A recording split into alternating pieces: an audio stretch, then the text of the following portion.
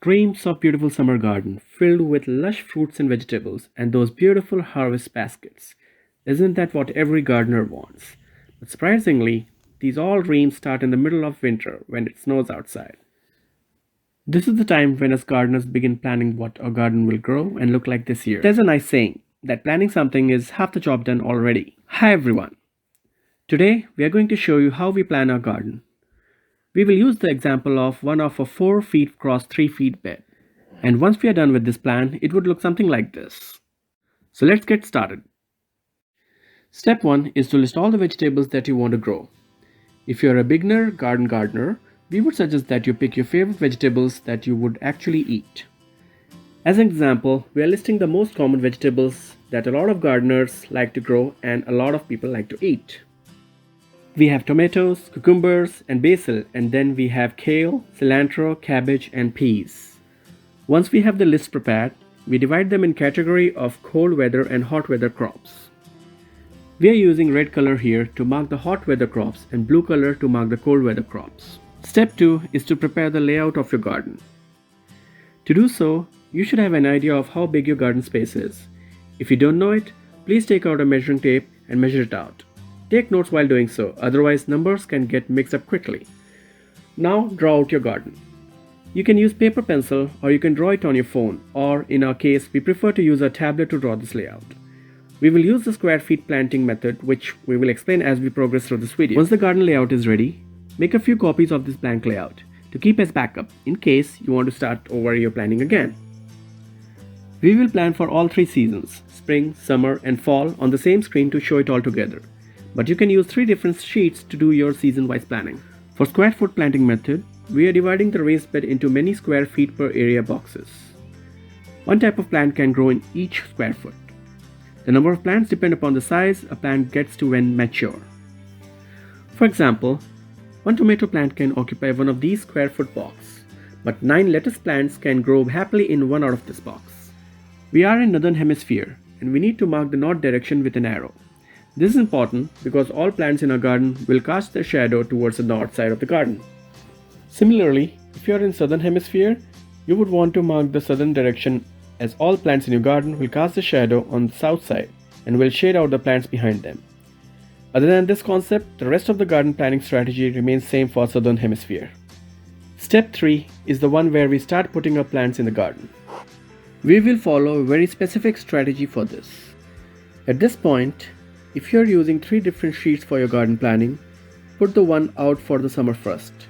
We'll start with the summer planning first, and there's a reason for it.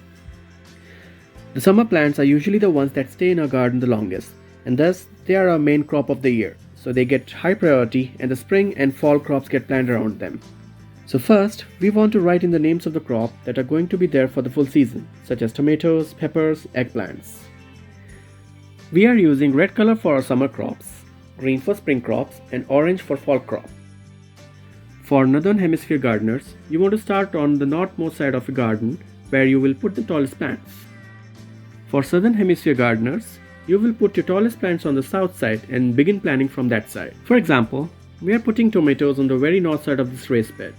This would avoid shadowing smaller plants. Once we have these plants down, we will write the months during which we expect these plants to be in ground. These tomatoes will be transplanted in May and will remain there till September. Our growing season is from March to October, so this space will be empty from March to May during spring and September onwards during fall. Now, we can bring a spring sheet up and put in a crop that we can sow in March and would mature by May. This would be a cool weather crop here in Kansas Zone 6B. Radishes and leaf lettuce are good choices. There will be a period of overlap when these spring crops will be reaching maturity, but we would have to get the tomatoes in ground. Let us show you how to achieve this without giving up the harvest. In March, we will sow our radish or transplant lettuce plants. And like we mentioned, we can fit 9 lettuce plants in 1 square feet. We will let these plants grow till mid of May. Once it is time to transplant tomato plant, we'll harvest the plant in the middle and plant in the tomato plant. The tomato plant would still be small and doesn't need the whole square feet just yet. As the tomato plant keeps growing in size, we keep harvesting the lettuce plants around it slowly one by one. By the time the tomato plant would gain reasonable height, we would have harvested all of our lettuce and radishes. We will use the same strategy during fall as well, when our tomato plants would have reached their full size. For us, it would be around end of July or August. We will direct sow turnips or transplant kale plants under tomato plants. The shade from tomato plants will protect these seedlings from summer heat, acting as nursing crop. In September, when the tomatoes will be done, instead of pulling the tomato plants off, we cut tomato stem at root level, leaving the roots in the soil to let it decompose. By now, the kale plants would have established and weather would have cooled down. With the tomato plants gone, the kale and turnips will get more sunlight and would continue maturing to provide a fall or winter harvest. Here's an example of planting that we did last year. We had our Brussels sprouts planted, and under and around those Brussels sprouts, when the weather started warming up, we planted beans. The Brussels sprouts kept growing in height, while the beans were thankful for some much needed shade in late afternoon. It kept giving some nice beans until a bunny made its way into our garden and ate all the beans. If you're a beginner gardener, we would suggest you to not stress about planting during all 3 seasons. The spring planting and summer planting should be sufficient for first couple of years. Now let us focus on those summer plants which can be succession planted. Succession planting means you have one round of planting a crop and you have enough time in your growing season for these plants to mature to follow up with another round of the same plant. Certain cucumbers and bush beans are great examples of these kind of plants. Let us fill our summer sheet with these plants, but do not fill in the months for them just yet. We will begin with the northmost row of the raised bed now. We plan to put cucumber and bush beans here in May. They will mature by July end. This means this row will be empty in spring from March to May, and in fall from August to November.